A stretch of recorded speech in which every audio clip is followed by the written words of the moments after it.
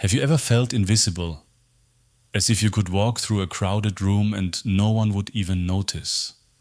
That was how Claire Whitmore moved through life. At 30, she worked as a quiet housekeeper at the Langdon Hotel in London's Mayfair, where chandeliers cost more than her annual wage. She pushed her cleaning cart through the ballroom each morning, polishing silver and straightening chairs for events she'd never be invited to. Outside, taxis roared, people hurried, the city pulsed. Inside, Claire was a shadow among luxury. That Tuesday began like any other, until she heard it. A faint rustle, fabric brushing between fingers. To anyone else, it was nothing. To Claire, it was wrong. Her father, a tailor from Manchester, had once taught her how to listen to cloth. "Real wool breathes, love," he used to say. "It whispers when you touch it." But the sound she heard that morning was dry, papery, a lie in textile form. She turned and saw a piece of deep navy fabric lying on the marble floor. Instinctively she bent to pick it up, letting it glide between her fingers. Too stiff, too smooth. Her trained hands froze. This isn't pure wool, she thought. It's been mixed. Before she could place it back, a sharp voice cut the air. "What do you think you're doing?" A tall woman in a black suit stood nearby. Red lipstick, perfect posture. Miranda Hayes, creative director of Carter & Row London, the brand hosting that day's fashion presentation. "It fell," Claire said softly. "I was just... That fabric is worth over £1,000, Miranda snapped. "Put it down immediately." Claire obeyed, her cheeks burning. At the far end of the ballroom, a man in a grey suit looked up from his phone.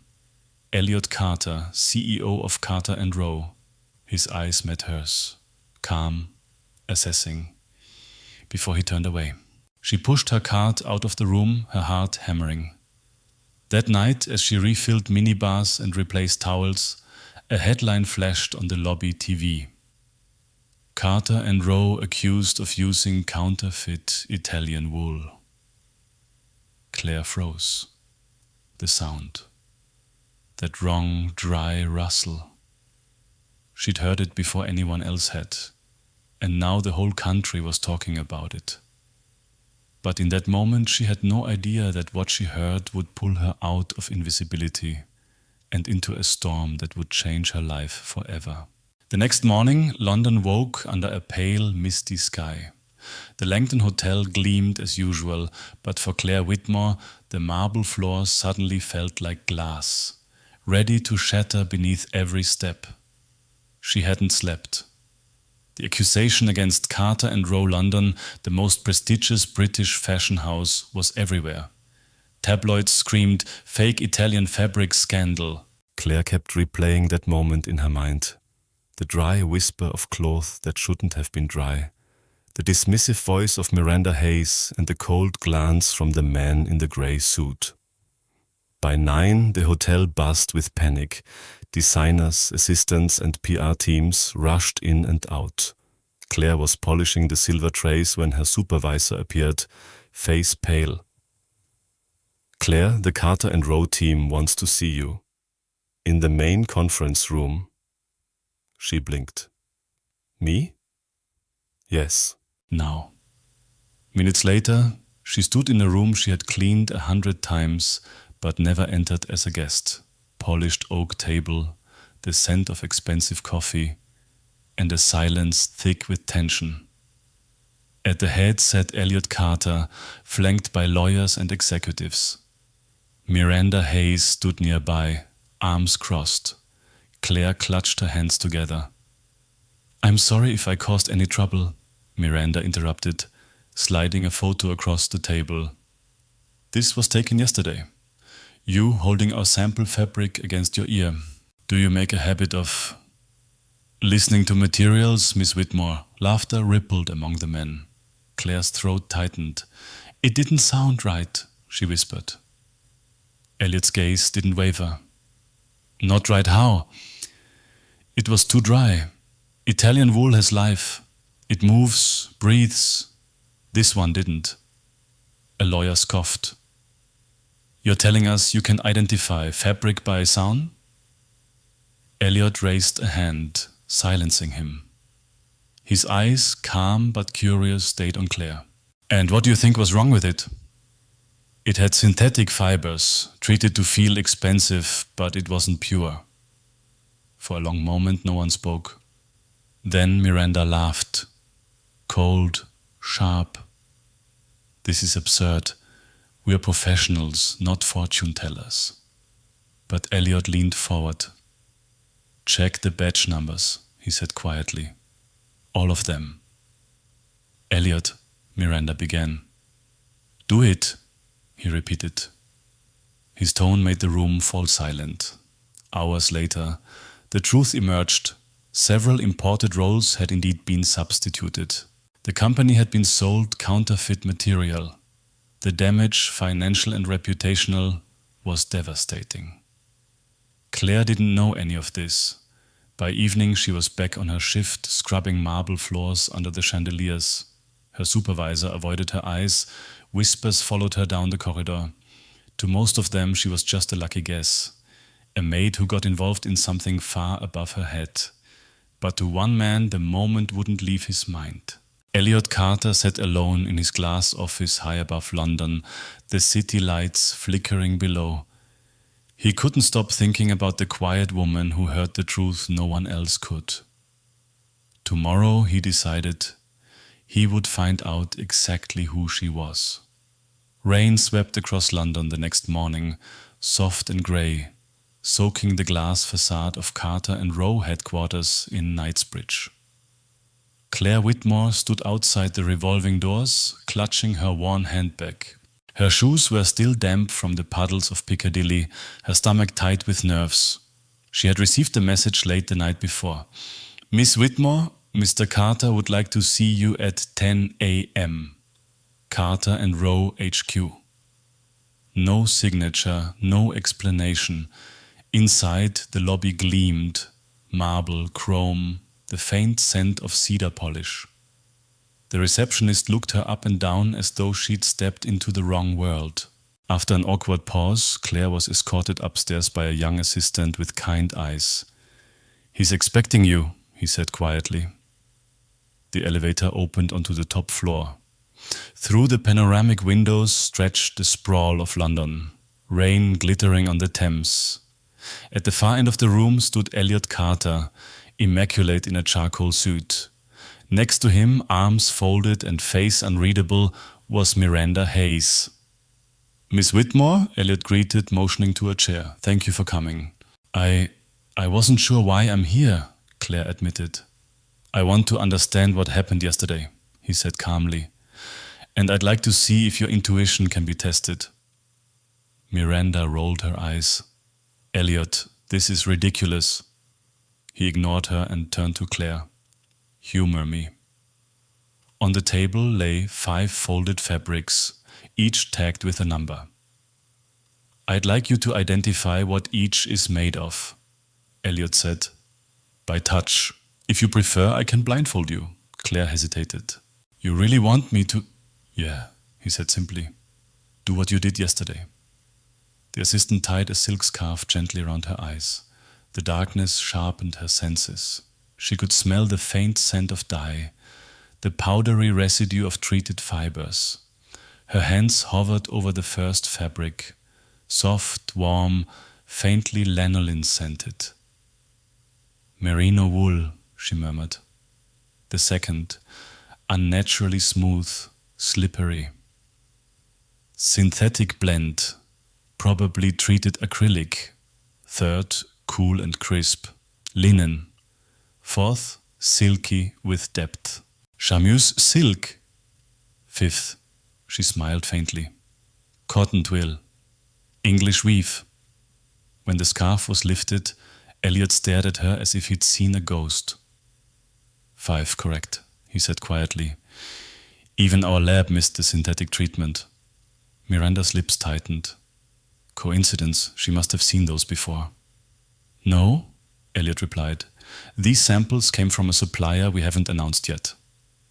The room fell silent. Claire shifted uneasily. I just listened. My father was a tailor. He taught me how to read cloth. Elliot nodded slowly, his voice low. Then maybe you're the kind of expert this company actually needs. Miranda's tone turned sharp. You can't possibly consider. I can, he interrupted. And I do. For a brief second, Claire felt something she hadn't in years. Seen. Not pitied, not invisible. Seen. As she left the building, the rain had stopped. The city sparkled faintly beneath the afternoon sun. Yet somewhere behind the polished glass, Miranda Hayes watched her go, her jaw tight, her eyes cold. That look. Claire would remember it long after the applause, the humiliation, and the headlines to come. 2 days later, the sky above London hung low and heavy, clouds pressing down like wet wool. For Claire Whitmore, the past 48 hours had been a blur. After that strange test at Carter and Row, she had gone back to her usual cleaning rounds at the Langdon Hotel. Yet nothing felt usual anymore. Every sound, the hum of a vacuum, the soft drag of curtains, seemed sharper, as if the world had turned its volume up. That morning, a new email arrived. Please report to the materials lab at 9 a.m. Carter and Row, M.H. No greeting, no warmth. She didn't need to guess who it was. Miranda Hayes.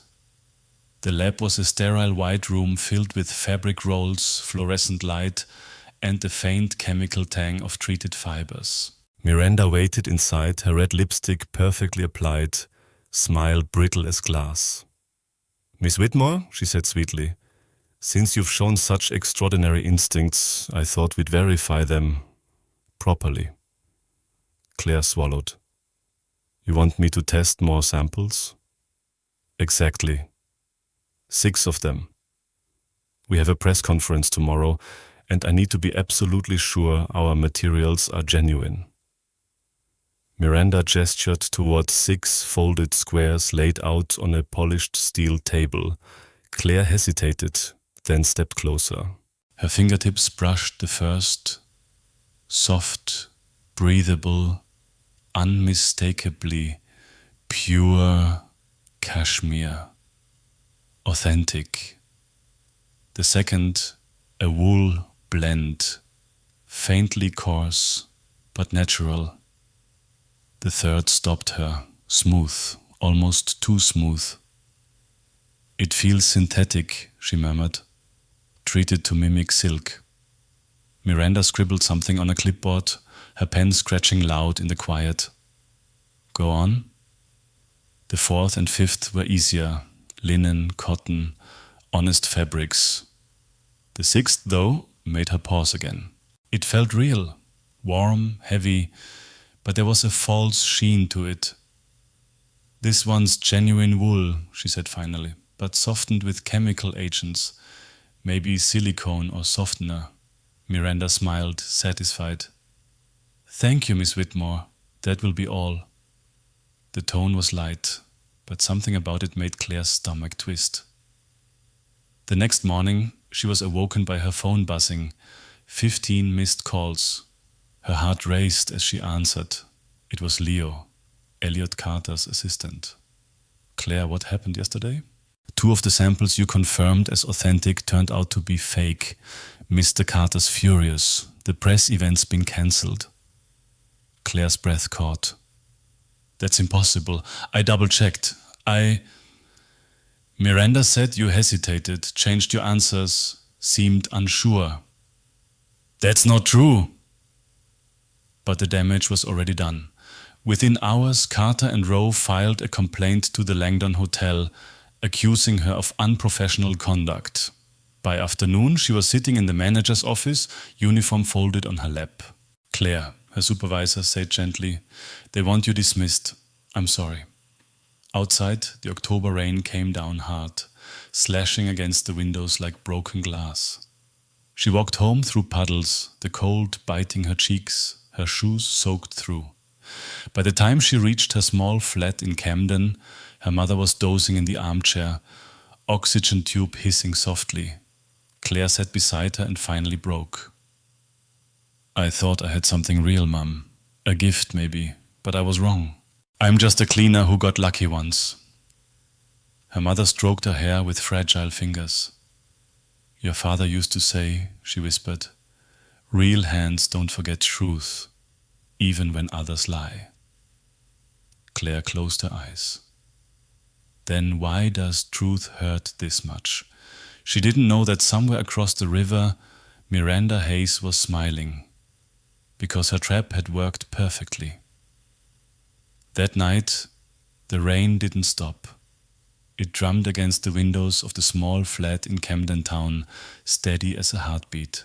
Claire sat alone on the worn sofa, her mother asleep beside her, the blue light of the television flickering across the room. Every headline still spoke of Carter and Rose scandal, the failed relaunch, the cancelled press conference, and the unreliable hotel maid who had ruined everything. She stared at her own hands, the same hands that once mended her father's jackets, that could tell silk from satin with a single brush. Maybe they were never that special, she whispered. A soft knock interrupted her thoughts. It was Mrs. Halford, her elderly neighbor, a retired seamstress who still stitched wedding dresses for local brides. "I heard about what happened," the old woman said gently, setting down a tin of tea. "People can be cruel when they're frightened, my dear. But your hands aren't wrong." Claire smiled weakly. "Maybe I just imagined it all." Mrs. Halford shook her head. "I've seen every trick they use in this trade: sprays, steamers, softeners. You can fool anyone for a day or two, but real fabric always tells the truth eventually." Claire froze. "So it can be faked? Just for a short time?"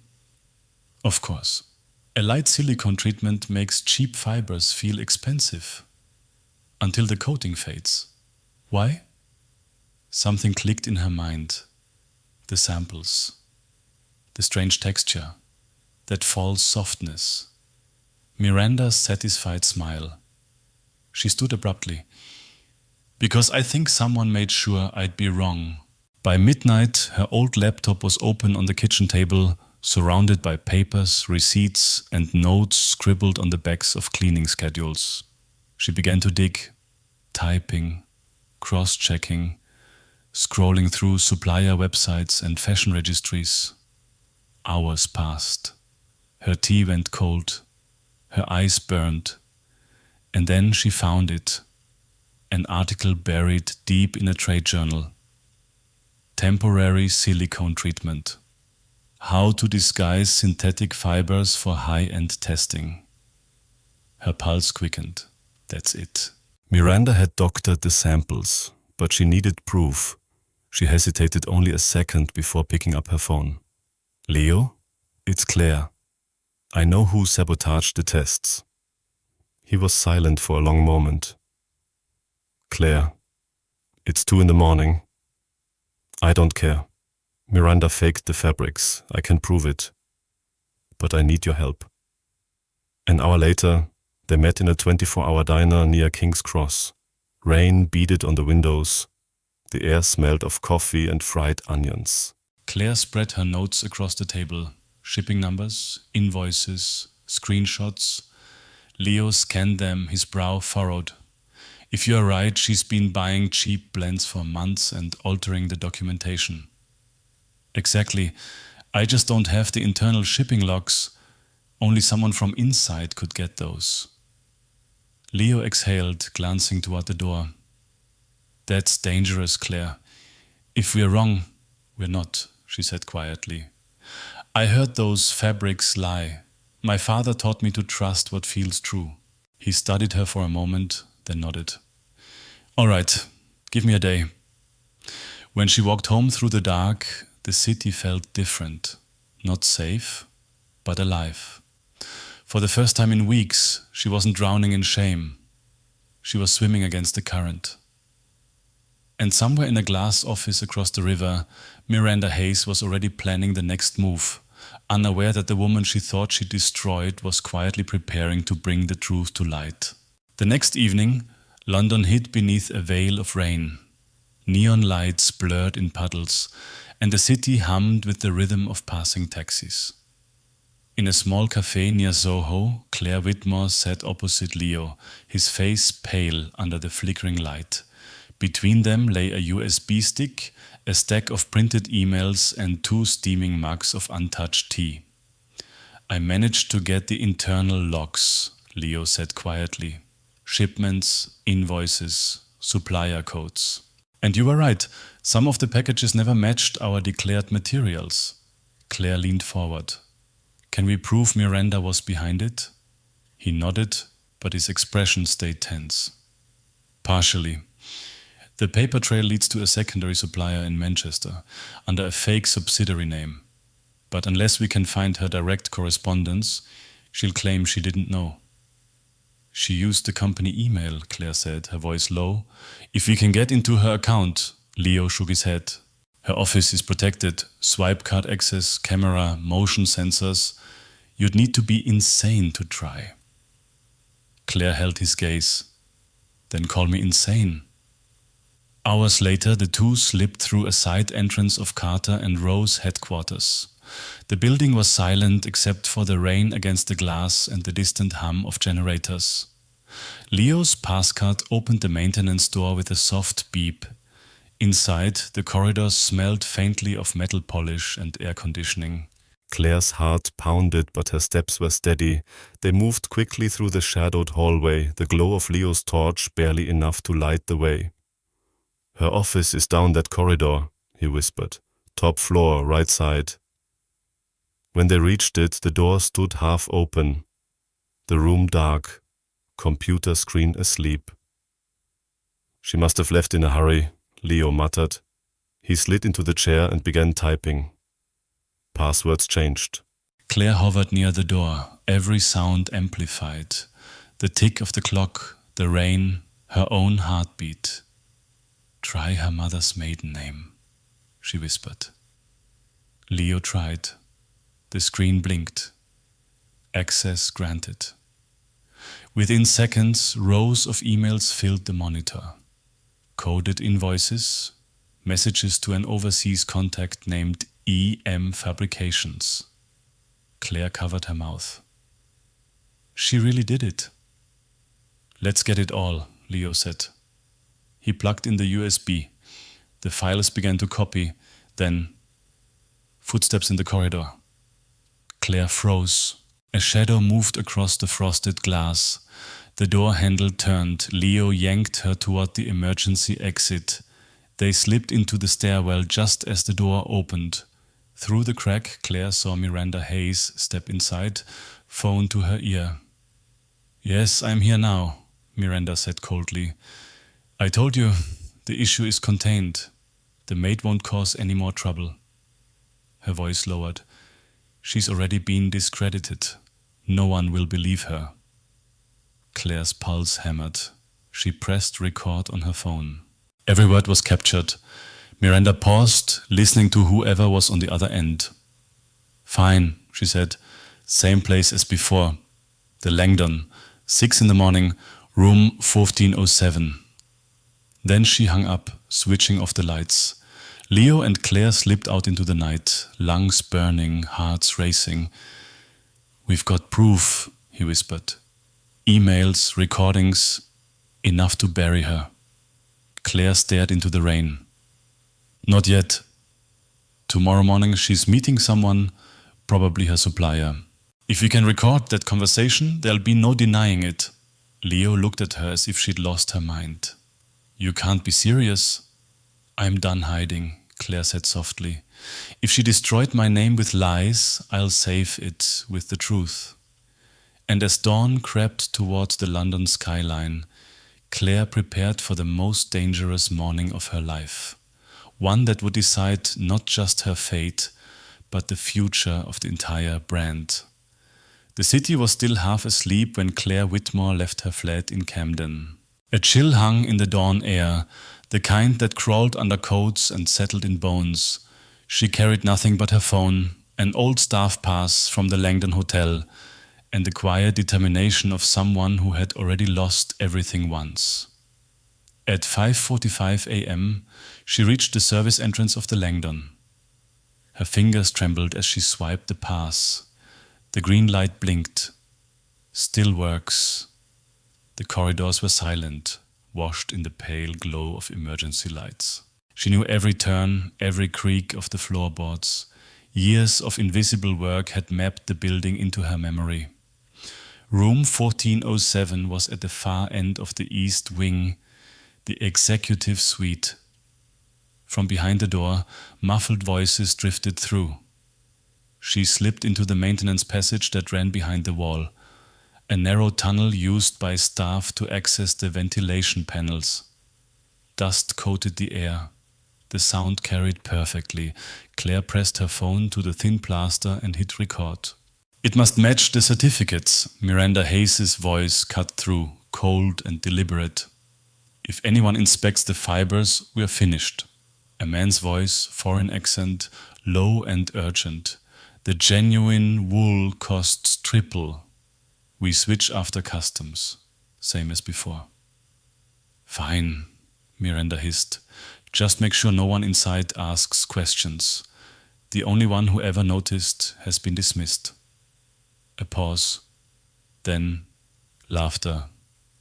A hotel maid thought she could play expert, pathetic. Claire's grip tightened around her phone. Her pulse thudded so loud she feared they might hear it. Every cruel word burned through the wall. The conversation went on. Figures, shipments, falsified certificates. Then Miranda's voice again, soft and poisonous. "We'll replace the rest before Carter reviews the new line. By the time he realizes the money's already transferred." Claire's stomach turned. That was it. Proof. She waited until the door clicked shut and their footsteps faded. Then she exhaled for the first time in minutes, heart pounding. Outside, Leo was waiting in his car across the street, his hair a mess, eyes wide when she slid into the passenger seat. "Tell me you got it." "I did," she whispered, breath shaking. "All of it." He played the recording once, and then again, just to be sure. Each word was clear, undeniable. He looked at her in stunned silence. "Claire, this could ruin her. Save the company. Save you." She stared out the rain-streaked window. "I don't want to ruin anyone. I just want the truth to be heard." They drove in silence toward Carter and Rowe's headquarters. The morning traffic was starting. London coming to life, unaware that inside one small phone lay the fate of an empire. At 2 p.m., a company-wide meeting had been announced. A mandatory assembly, every department present. Miranda would be there. So would Elliot Carter. The press had already gathered in the lobby, waiting for explanations. Claire's stomach twisted, but her eyes were steady. "He gave me a chance once," she said quietly.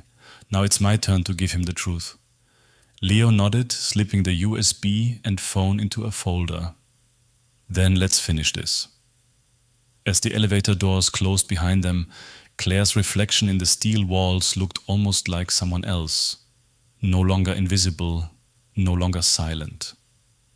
By the time they stepped out into the crowded conference hall, she wasn't the hotel maid anymore. She was the woman who could hear truth. And today, everyone else was finally going to listen. The great conference hall of Carter and Rowe, London, shimmered with light, its marble floor gleaming beneath a dozen glass chandeliers. Reporters waited at the back, cameras poised. Employees filled every seat, designers, accountants, seamstresses, a sea of anxious faces. At the front stood Miranda Hayes, elegant as ever, a slide deck glowing behind her. The future of Carter and Rowe, transparency, quality, renewal. Her voice floated over the microphone, calm, rehearsed. We acknowledge the setbacks of recent weeks, but today we begin again. Our materials are once more of the highest standard, and our integrity remains untarnished. A male voice interrupted, firm and clear. Just a moment, Miranda. Elliot Carter rose from the first row. The murmurs hushed. He turned toward the audience, then to Miranda. Before we speak of integrity, there's someone else who deserves the floor. He looked toward the back. Miss Whitmore, would you come forward, please? For a heartbeat, silence. Then slowly Claire Whitmore stood. Hundreds of eyes followed her as she walked down the aisle. Every step echoed through the hall. A cleaner in a simple coat, clutching a small folder. Some whispered, others frowned. When she reached the front, Elliot met her gaze, steady, respectful. 3 weeks ago, this woman warned us something was wrong. We dismissed her. Some of us even humiliated her. But today she has brought us proof of what really happened. Miranda laughed. Brittle, forced. Proof? This is absurd. You're trusting a maid over a professional? Elliot didn't look away. We are trusting truth. Claire's hands trembled as she opened the folder. Inside lay 2 fabric samples. One pure Italian wool, one counterfeit. She placed them beneath the hall's microphone. This, she said softly, rubbing the first between her fingers, is genuine wool. It breathes, it whispers. The faint rustle filled the speakers, warm, alive. Then she lifted the second. And this is what I heard that day. The sound was harsh, brittle, the sound of deception. The room was silent. No one moved. For months, Claire continued, voice steadying, cheap fibers were bought and treated with silicone to mimic the feel of luxury. Certificates were forged, invoices altered. Over 200,000 pounds stolen from this company, from your work. Lies, Miranda snapped, but her voice faltered. Elliot turned to the technician. Play the recording, please. The speakers crackled. Then Miranda's own voice filled the hall. We'll replace the rest before Carter reviews the new line. The maid's gone. No one will notice. The room froze. Miranda's face drained of color. This has been manipulated, but no one believed her now. Security moved quietly toward the stage as murmurs rose like waves. Someone began clapping, then another and another. The applause swelled until it filled the room. Miranda's heels clicked sharply against the marble as she was escorted out, her perfect composure cracking like thin glass. When the noise finally faded, Elliot turned back to Claire. His voice was quiet, but it carried. I owe you, and everyone here, an apology. I trusted titles over truth, credentials over conscience. And I nearly destroyed what my father built. He faced the crowd. From today, Carter & Row stands for honesty, not image. Then, looking at Claire, Miss Whitmore reminded us what real craftsmanship sounds like. Applause again, this time softer, warmer. Claire blinked back tears. Later, when the hall had emptied and the lights dimmed, she found Elliot in the materials room, the same place where it had all begun. Rolls of cloth lined the shelves, silent witnesses to everything.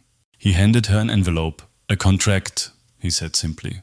Quality consultant, independent, final say on every fabric we use. She hesitated.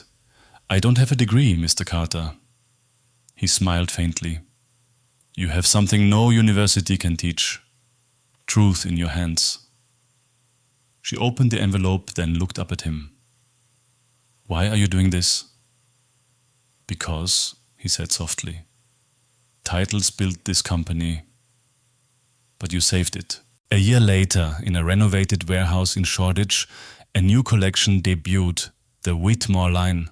Simple, honest. Every label read, personally verified by Claire Whitmore. The applause that evening wasn't thunderous. It was real.